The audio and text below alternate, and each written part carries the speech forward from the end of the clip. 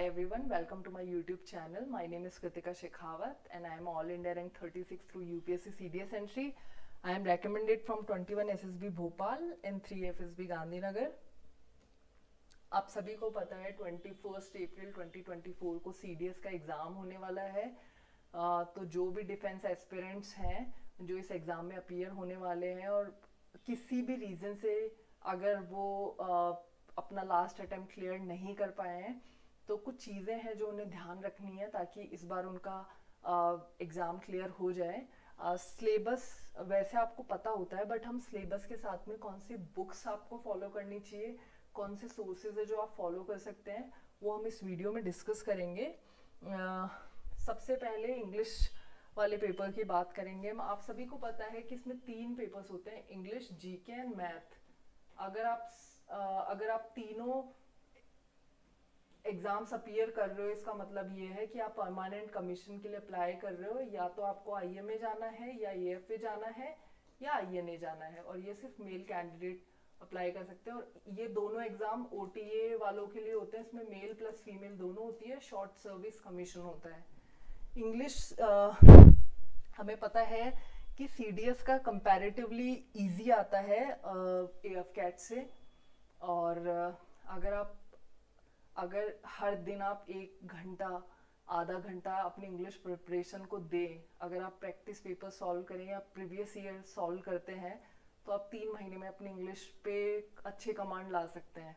इसके लिए आपको बहुत कुछ पढ़ने की ज़रूरत नहीं है, बट स्टिल अगर आप बिगनर है और आपको स्टार्टिंग से स्टार्ट करना है तो केडी पब्लिकेशन की एक बुक आती है, केडी पब्लिकेशन की नीतू सिंह जो मैम है उनकी बुक आती है, काफ़ी अच्छी। अगर आप स्टार्टिंग से स्टार्ट करना चाहते हो तो 2 वॉल्यूम आते हैं इनके, तो वो दोनों आप ले सकते हो और पढ़ सकते हो।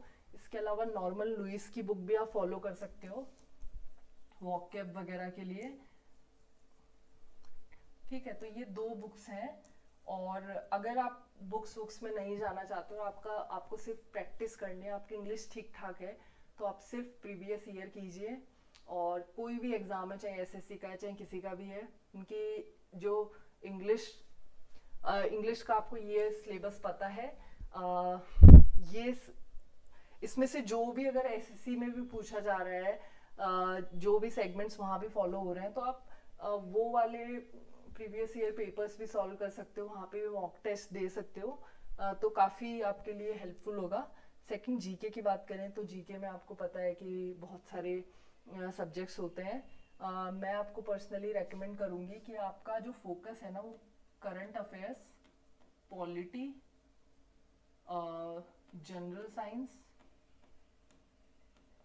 और ज्योग्राफी, यहाँ पे होना चाहिए। आपका 60% यहीं से आएगा और इनका वेटेज काफ़ी अच्छा होता है एग्ज़ाम में ये सब्जेक्ट्स का। हिस्ट्री के लिए मैं बोलूँगी आपको कि सबसे लास्ट के लिए रखना है, क्योंकि हिस्ट्री इतना वास्ट है कि आप सिर्फ हिस्ट्री करने लगोगे ना इतनी देर में तो आप 3 सब्जेक्ट्स कंप्लीट कर चुके होंगे। इसको सबसे लास्ट में रखना। और सारे सब्जेक्ट्स के लिए आपको एनसीईआरटीज़ पढ़नी है। इसके लिए भी आप 11th-12th की एनसीईआरटी से स्टार्ट कर सकते हैं। मॉडर्न हिस्ट्री आप स्पेक्ट्रम से कर सकते हैं। स्पेक्ट्रम पूरी मत करने लग जाना क्योंकि बहुत बड़ी है। इंपॉर्टेंट पर्सनैलिटीज़, मूवमेंट कैसे हुआ, क्या हुआ, वो सारी चीज़ें हैं, वो सारा ऑर्डर में ध्यान रखना है। एंशियंट मिडिवल पहले तो नहीं आता था बट अब पूछने लग गए हैं तो आप ये भी पढ़ सकते हैं एनसीईआरटी से। और बट इसको बहुत लास्ट के लिए रखना, मतलब स्टार्टिंग से स्टार्ट मत करना। ज्योग्राफी के लिए 11th and 12th NCERT, nothing else. Polity के लिए 11th एंड 12th एनसीईआरटी अगर आप साइंस बैकग्राउंड से बिलोंग करते हैं और पॉलिटी पहली बार पढ़ रहे हैं तो, वरना आप एम लक्ष्मीकांत भी फॉलो कर सकते हैं। बट एम लक्ष्मीकांत हो सकता है कई स्टूडेंट्स को नहीं समझ में आती है डायरेक्टली, तो आप 11th-12th की एनसीईआरटी पढ़ सकते हैं। इसके बाद में साइंस एंड टेक, ये करंट अफेयर्स, ये वाला सेक्शन करंट अफेयर्स से ही आता है। तो अगर आप कोई भी मंथली मैगजीन फॉलो कर रहे हैं विजन आईएएस टाइप की तो इट्स गुड टू गो, क्योंकि उसमें अलग से सारे जितने भी इवेंट्स हैं वो अलग से दिए हुए रहते हैं। जैसे स्पोर्ट्स वाले इवेंट्स हो रहे हैं या अवार्ड्स एंड ऑनर्स या कुछ भी है तो साइंस एंड टेक्नोलॉजी या स्पेस टेक्नोलॉजी ये सब आप किसी भी मैगजीन से कर सकते हैं। विजन आईएएस मुझे थोड़ी ठीक लगती है तो आप ये भी फॉलो कर सकते हैं। Economic and social development, economics के लिए वही 11th 12th की एनसीईआरटी, जनरल साइंस के लिए आपको 6th से 10th की एनसीईआरटी करनी है, और अगर ल्यूसेंट है तो आप पढ़ सकते हो। वैसे ल्यूसेंट मुझे लगती है कि आपको एएफ कैट में ज़्यादा हेल्पफुल होती है, बट स्टिल आप वहाँ से भी कर सकते हो। अब करंट अफेयर्स, बहुत ज़्यादा वेटेज होता है करंट अफेयर्स का। इसमें भी जो सबसे इम्पोर्टेंट है नेशनल इंटरनेशनल इवेंट्स हैं, जैसे समिट टाइप कुछ भी हो रहा है या कुछ भी लग रहा है कि हाँ ये कुछ बड़ा इवेंट है, जैसे इस बार इंडिया ने G20 समिट किया है ऑर्गेनाइज, इस टाइप के। स्पोर्ट्स बहुत इंपॉर्टेंट है, अवार्ड्स एंड ऑनर्स बहुत इंपॉर्टेंट है, बुक्स एंड ऑथर्स बहुत इंपॉर्टेंट है, बट ये एएफ कैट में बहुत ज़्यादा पूछा जाता है। साइंस टेक्स से रिलेटेड और डिफेंस से रिलेटेड ये सेगमेंट्स बहुत इंपॉर्टेंट है, ये भी हम करंट अफेयर्स में देख सकते हैं। बट ये चीज़ें जो है ना, ये 4-5 जो सेगमेंट्स है ना करंट अफेयर्स में आपको पढ़ने ही हैं। ये मैथ का सिलेबस है, मैंने पूरा नहीं लिखा है, मेन जो चैप्टर्स हैं वो उनके नाम लिखे हैं, trigonometry, geometry, algebra, stats and all. इसके लिए एक ही किताब है, RS अग्रवाल।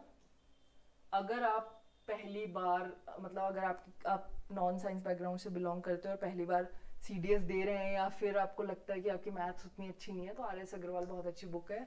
और इसमें भी आपको बहुत सेलेक्टिव स्टडी करनी है, सब कुछ पढ़ना आपका टारगेट नहीं होना चाहिए। जितना आपने 50-60% कवर किया है वो आपको अच्छे से आता है, ये आपका टारगेट होना चाहिए। क्योंकि अगर ये पेपर नहीं भी क्लियर होता है, आप OT और अगर आप इंग्लिश और GK भी निकाल लेते हो और आप एग्रीगेट कट ऑफ भी क्लियर कर लेते हो OTA के लिए, तो आप एटलीस्ट उसके लिए एलिजिबल रहोगे। तो बट अगर किसी को परमानेंट कमीशन ही चाहिए फौज में, और ये है कि नहीं मुझे तो IMA, AFA, IN he join करना है, तो ऑब्वियसली उनको थोड़ा ज़्यादा हार्डवर्क करना पड़ेगा। तो ये है, बाकी you have it in you, बस खुद में विश्वास रखना है। अगर खुद में वो है कि वो विश्वास है कि हाँ आई कैन डू इट, तो यू कैन डू इट। और बाकी अगर कोई भी डाउट हो CDS बुक्स से रिलेटेड कि कौन सी पढ़नी है कौन सी अवॉइड करनी है, मुझसे कमेंट सेक्शन में आप पूछ सकते हो, या CDS से रिलेटेड कोई भी डाउट हो, do let me know. Thank you, जय हिंद।